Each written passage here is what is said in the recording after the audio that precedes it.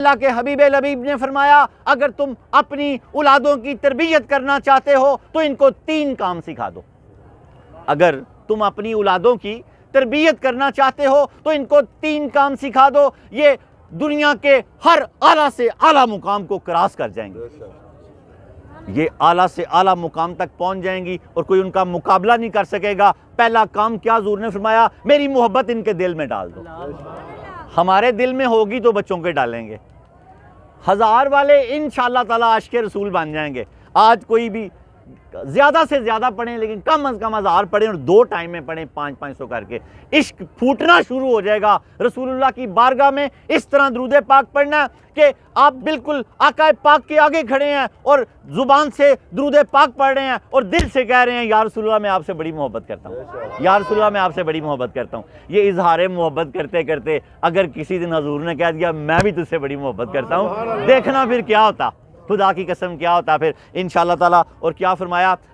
اگر تم اپنی اولادوں کی تربیت کرنا چاہتے ہو تو انہیں 3 کام سکھا دو، یہ اعلیٰ کردار کی مالک بن جائیں گی، دنیا کے ہر شعبے میں بڑے سے بڑے انسان بھی ان کا مقابلہ نہیں کر پائیں گے۔ یا رسول اللہ وہ 3 کام کیا ہیں جو ہم نے اپنی اولادوں کو سکھانے ہیں اور خود بھی سیکھنے ہیں؟ تو رسول اللہ صلی اللہ علیہ وسلم نے فرمایا میری محبت ان کے دلوں میں ڈال دو۔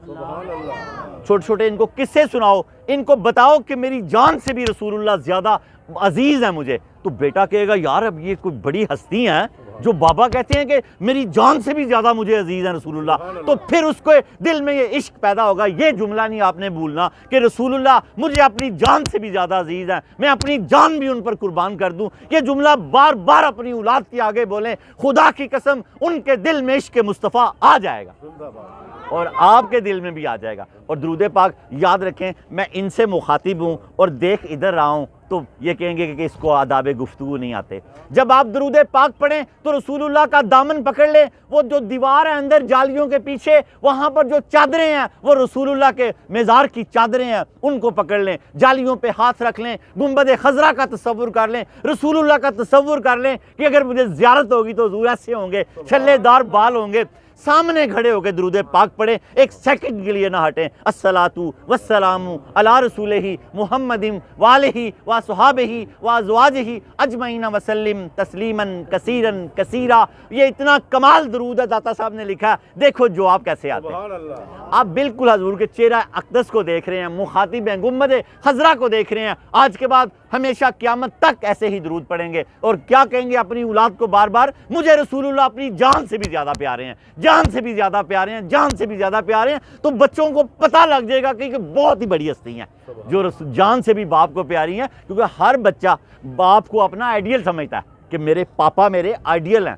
اگر مائیں اچھی ہوں تو میری بیٹیاں غصہ نہ کریں، ماں وہی اچھی ہے جو باپ کو آئیڈیل بنا دے اور بچہ برملا کہے کہ میں اپنے پاپا جیسا بنوں گا، میں اپنے پاپا جیسا بنوں گا، میں اپنے پاپا جیسا بنوں گا۔ وہی عورت امر ہو گئی اور جنتی ہے۔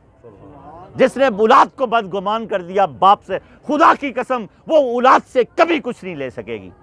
باپ کا تو بعد میں گلا اتارے گا، پہلے ماں کا اتارے گا، کیونکہ اس نے غلط اس کی تربیت کر دی، اس نے اس کو غلط راہ پہ چلا دیا، اس کا ٹریک ہی اس نے خراب کر دیا۔ خدا کا واسطہ یہ درس بیٹیاں بھی سنیں گی، یہ کلپ ان کو اللہ نبی کا واسطہ ہے، ان کو اپنے شوہر اپنی اولادوں کے آئیڈیل بنا دو۔ آپ لوگ اس طرح بیویوں کی منت کرو کہ دیکھو کہ اگر آپ اس طرح ہم جڑ جائیں گے تو ہمیں دونوں کو ان سے نفع پہنچے گا۔ اگر تم چاہتی ہو کہ میں نفع لے جاؤں تو پھر تمہیں بھی نہیں ملے گا، مجھے بھی نہیں ملے گا۔ میں گھر کا بڑا ہوں، میں بڑا سدسیہ ہوں، میں امیر ہوں، اللہ نے شوہر کو امیر بنایا، تو میری بھی اطاعت کر، ان کو بھی میری اطاعت کروا۔ خدا کی قسم اللہ کی رحمتیں تجھ پہ برسنا شروع ہو جائیں گی۔ یہ تیرے پاؤں سے نہیں اٹھے گا، یہ تیرے پاؤں سے نہیں اٹھے گا، تیرا ہی فائدہ اس میں۔ نمبر 2، حضور نے فرمایا میری آل کی محبت ان کے دل میں ڈال دو۔ خالی حضور کی نہیں، آل کی بھی چاہیے۔ 5 تن پاک بے دم یہی تو 5 ہیں مقصود کائنات، حسن و حسین، فاطمہ، مصطفیٰ، علی۔ حسن و حسین کی بیٹوں کو حسن و حسین کی محبت سناؤ، نیٹ سے واقعات نکالو، موبائل اگر پکڑو تو کم از کم اس میں زیادہ سے زیادہ تقاریر سنو، قرآن سنو اس میں، کہ بچے دیکھتے ہیں کہ پاپا کیا دیکھ رہا تھا، بیٹیاں دیکھتی ہیں کہ ماں کیا دیکھ رہی تھی، چوری چوری دیکھتے ہیں، پھر وہ وہی دیکھتے ہیں۔ اپنا اندر سے چور نکال دو، خدا کی قسم آپ کے بچے چور نہیں ہو سکتے، چور نہیں ہوں گے۔ ہمیں ایسے نہ کرنا بڑے بیٹا آ گیا، ایسے آگے نہ کرنا بڑے بیٹا آ گیا، بیٹی آ گئی ماں کو آگے نہ کرنا پڑے۔ وہ دیکھو جو سب کے سامنے دیکھ سکتے ہو۔ حضرت علی فرماتے ہیں خدا سے وہی ڈرتا ہے جو تنہائی میں ڈرتا ہے۔ دوسرا تو دھوکہ دے رہا ہے خود کو بھی اور خدا کو بھی۔ خدا کو کون دھوکہ دے سکتا ہے؟ خدا خود ہی فرماتا ہے کہ تم مجھے نہیں اپنے آپ کو ہی دھوکہ دے رہے ہو۔ اور بچوں کو حسن و حسین کی محبت سکھاؤ اور بیٹیوں کو سیدہ کائنات کے واقعے سکھاؤ۔ خدا کی قسم قرآن بھرا پڑا 300 آیات حضرت علی کے حق میں اتری ہیں قرآن میں، اور سیدہ کائنات کے بھی تذکرے ہیں کتابوں میں حدیثوں میں۔ اپنی بچیوں کو لمحہ لمحہ یہی واقعات سناؤ کہ ان کے دل میں حضور کی اولاد کی محبت داخل ہو جائے۔ اور تیسرا حضور نے فرمایا ان کو قرآن سے جوڑ دو، ایک ہاتھ میں قرآن ایک ہاتھ میں عطرت۔ قرآن سے کیسے جڑیں گے؟ قرآن سے اس طرح جڑیں گے کہ دو چیزوں سے فیض حاصل ہوتا ہے، متفق کا فیصلہ ہے صوفیہ کا، ایک کتاب سے ایک نگاہ سے۔ یہ دو چیزیں ہیں فیض کی جو منبع محو مرکز ہیں۔ ایک کتاب فیض دیتی ہے اور کتاب میں سب سے بڑی کتاب قرآن ہے۔